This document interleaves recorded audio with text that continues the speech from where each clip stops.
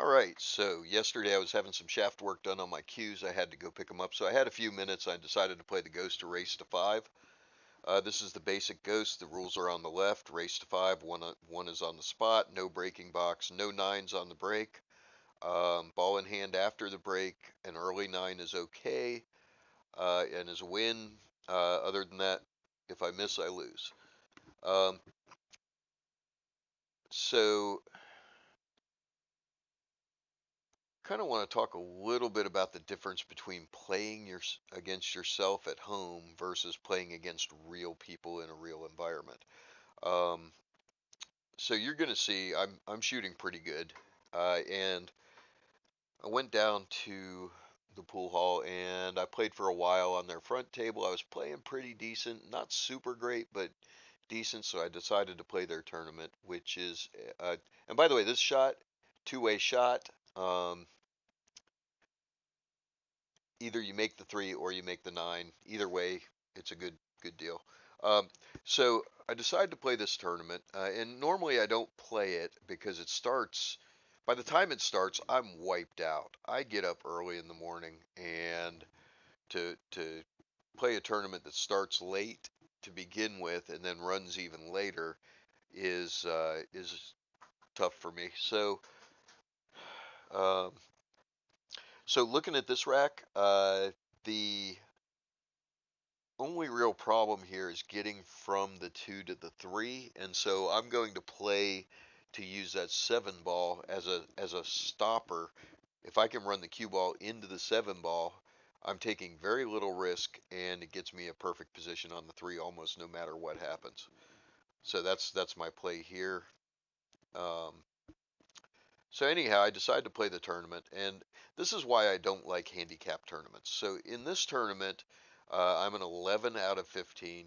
Um, Normally they start players at 8. They started me at 11 because a couple of people knew about the YouTube videos um, and my past history. So this shot you have to hit it hard. If you hit that soft, you run into the 5.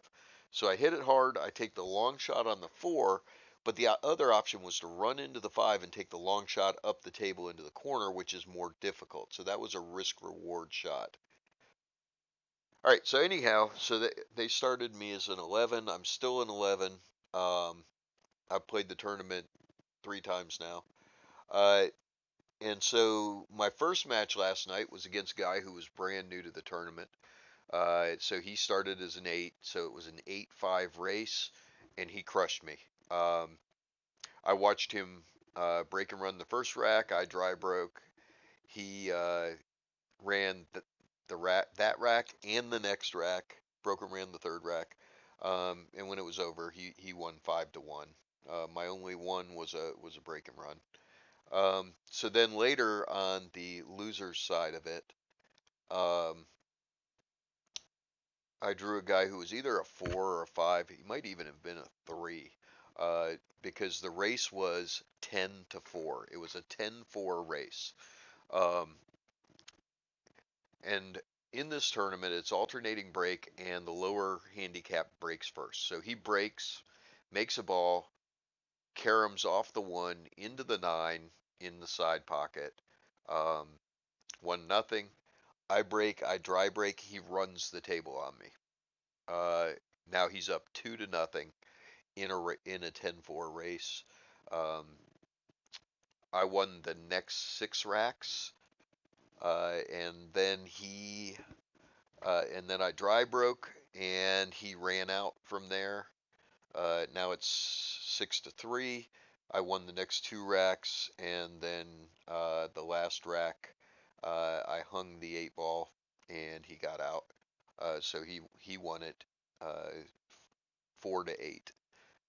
It's just so heavily handicapped. It's not a bad tournament, but handicaps are just so they all of the tournaments now are going to this kind of format. Uh, so I jump up on this. No, I don't. That's next rack. Preview. I'm going to jump up on a ball next rack. Um, so I really don't like that format. But then I went up and played some on the front table again, playing against the owner. and it's a gold crown with 4-inch pockets. The pockets are cut like a diamond, um, which makes it tougher than a gold crown like mine, because mine has the original factory cut. But it's still easier than a factory cut diamond. Um, and I was shooting okay, not great. But my point is that you have to get playing at home like I am here is one thing. Um, but eventually you have to get out and play other players on other tables so that you can get used to different speeds and different pocket cuts and things like that. Um, Practicing alone only gets you so far if your goal is to be competitive. So anyhow, um, had a great day. It was actually a marathon day for me shooting. Um, I warmed up, I don't know, about half an hour, 45 minutes, and then I played this set that you're watching.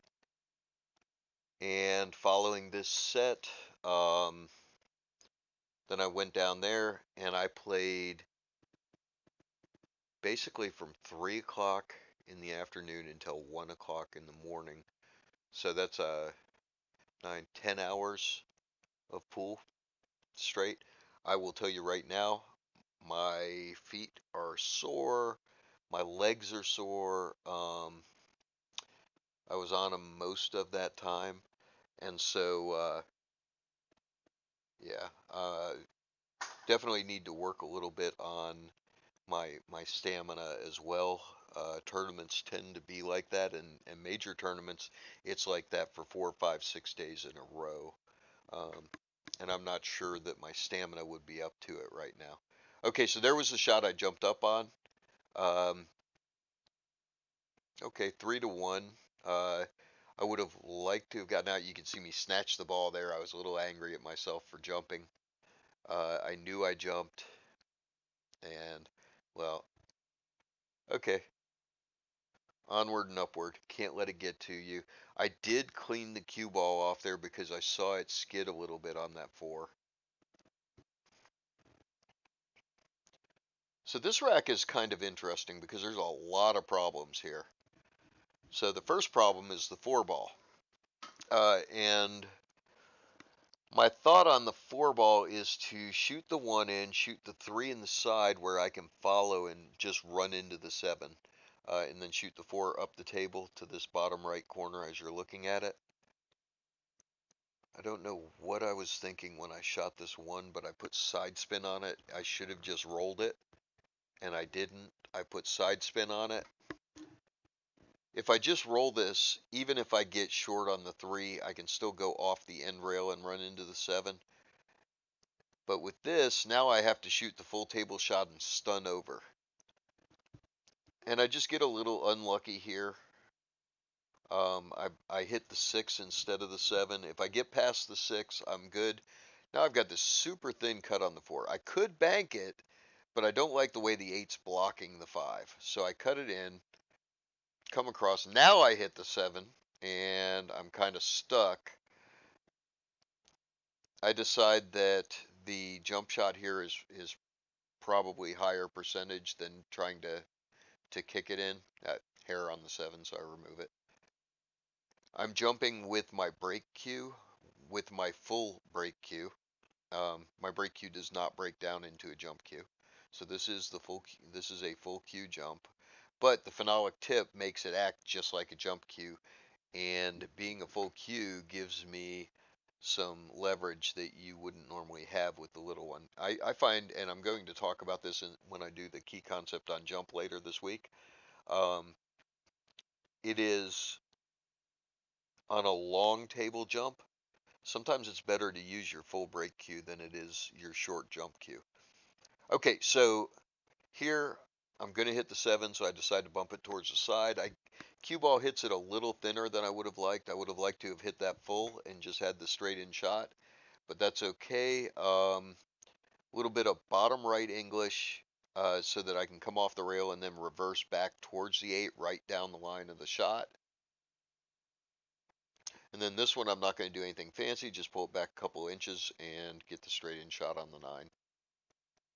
And hey, look at this, I'm on the hill, 4-1. That's a good place to be.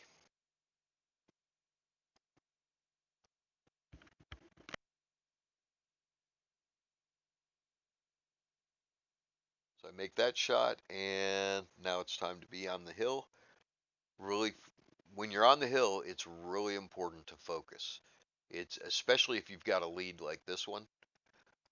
It's very easy to take it for granted because you have the big lead.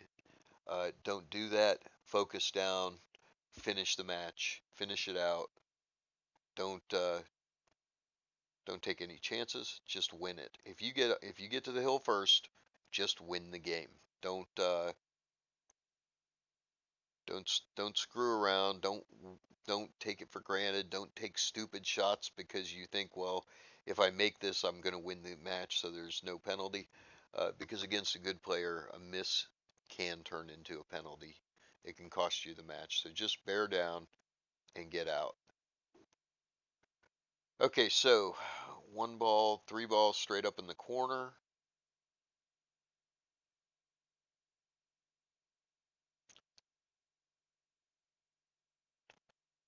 Get a little close to the 8, but that's just fine. The only issue here is that the 7 does not go in the top left pocket, so I want to make sure that I get an angle on the 5. And I was thinking about bottom left, but if I spin left, I run a chance of running into the 5. So I decided to try to hold it, and I overhit it a little. Actually, I overhit it a lot. I needed to be about 6 inches less. Um, so another thin cut. Gonna have to let the cue ball go, and if you had the audio, you'd hear me begging right there. Slow down, give me an angle. Come on, please give me an angle. Um, so I could try to force this out for the 7 in the corner, but uh, that gets rejected a lot on this table. If you try to force this with a lot of top English, so I just roll it down and take advantage of the side. Um, and from here, it's just basically a nice little roll forward, take the 8 in the side, roll off the rail for the 9 in the corner, and I end up winning the race 5-1. All right, well, if you like what you saw, hit like, hit subscribe, ding the notification bell, and we will see you next time.